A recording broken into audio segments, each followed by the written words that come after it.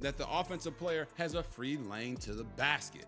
Now, before I get to why Angel Reese hates Caitlin Clark fully, the ratings, gate revenue, it's not close. She's a media-created rival. ESPN played right into it with that flagrant foul. they're all super talented. But if we're going to talk about them, we have to talk about them like we talk about any other sport. Was it strategy or something personal? Caitlin Clark clashes with Angel Reese, and the refs call a flagrant foul. But what really happened? Fans are calling it dirty, but Clark says it was just a smart play. Reese, meanwhile, says it was just basketball. So why is this one moment tearing up social media? We're breaking down every angle of the play, the heated reactions, and why this could ignite the biggest rivalry in women's basketball. So Caitlin Clark is sitting there with her hands up like, you gonna call that? So then, yes, she went and fouled Angel Reese. With some LeBron James looking flops if I ever saw them. By the way, Caitlin Clark, a triple-double, 20 points. Kindly please like the video and subscribe to the channel to support us. Imagine this. It's the third quarter of a tied high-energy game. Angel Reese leaps up for a rebound, a clean, powerful jump, but the moment doesn't stay routine. Caitlin Clark, closing in from behind, makes contact, swiping at Reese. The whistle blows immediately and the referee signals a foul. But hold on, what happens next isn't what anyone saw coming. I mean, that was a big nothing. Wow. Especially after everything that Caitlin Clark dealt with last year. But I do know why they're talking about the aftermath of the foul, which, by the way, was a routine. You gotta make them earn it. The refs decide to pause the game entirely for a review. Fans watching, and even the players, freeze. Moments later, the call is upgraded to a flagrant foul. Just like that, a split second of physical contact turns into a nationwide debate. Were the refs overreacting? Did Clark cross the line, or was this simply part of the game? To really understand the chaos, let's slow it down. The replay shows Reese pivoting into position while Clark moves aggressively into her side. Was it excessive? We've seen similar moments before. Last season, there was an almost identical play between Clark and Marina Mabrey. Mabrey had gone up for the ball when Clark collided hard with her. But here's the catch.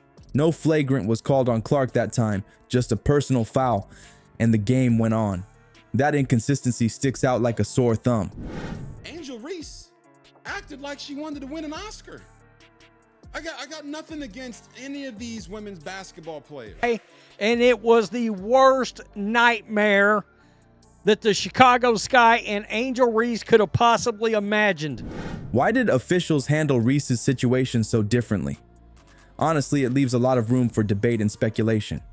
Here's where it gets interesting. Referees have a standard rule to follow for flagrant calls, unnecessary or excessive contact, and they factor in player safety, especially when there's potential for injury. Clark's move on Reese wasn't just a brush by, her arm made deliberate contact, forcing Reese off balance. Some argue it's as clear as day why the refs made the call they did. Others, they think it's an overreach, calling it soft officiating in a physical sport. The mixed reactions show how subjective the interpreting of these moments can be. Then there's what happened after the call.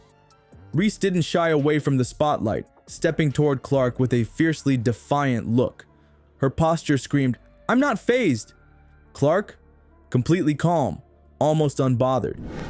Previously, when you see they cut off the play early, Angel Reese actually shoves Aaliyah Boston in the back to get a rebound. ESPN, your anti-Caitlin Clark agenda on full display. Going on and on about how that needs to be a flagrant. The contrast between them was electric, and of course, social media exploded. Some fans rushed to defend Clark, calling the foul nothing more than smart defense. On the other hand, Reese had her supporters too, praising her resilience and calling out perceived bias against her. The energy around the moment kept building, and suddenly, the narrative wasn't just about basketball anymore. This one foul opened up a bigger conversation. Was it really about strategies and tactics, or was there something deeper at play? The passion on both sides spotlighted the raw emotional investment in women's basketball right now. Feuds like these, they're a reflection of just how much the game has grown. But if Clark and Reese aren't the ones fanning the flames, who is? That's where this story really heats up. Why does every single moment between Angel Reese and Caitlin Clark feel like it's bigger than basketball? To figure that out, you have to rewind to one key play from last season, the unforgettable "you can't see me" taunt. It happened when Reese, standing tall after clinching a championship, made sure Clark saw her gesture directed right at her. That single moment took over social media, and suddenly, the showdown between the two players wasn't about game stats anymore. It was a clash of personalities and attitudes. Jason Whitlock, other than jealousy, what is Reese's motivation for animosity towards Clark? I said she's jealous AF. She sees the attendance. Foul. It was not a flagrant foul with the intent to hurt somebody. Reese wasn't just delivering a taunt. For many, it was a bold statement of defiance, showing she wasn't backing down to the hype around Clark. The clip went viral almost instantly, laying the groundwork for how fans would interpret everything that followed. This perception goes way beyond what Reese and Clark intended.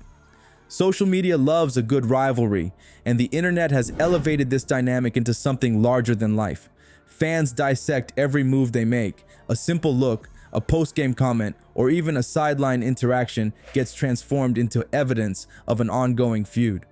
But let's take a step back. Are they really feuding, or is this just basketball?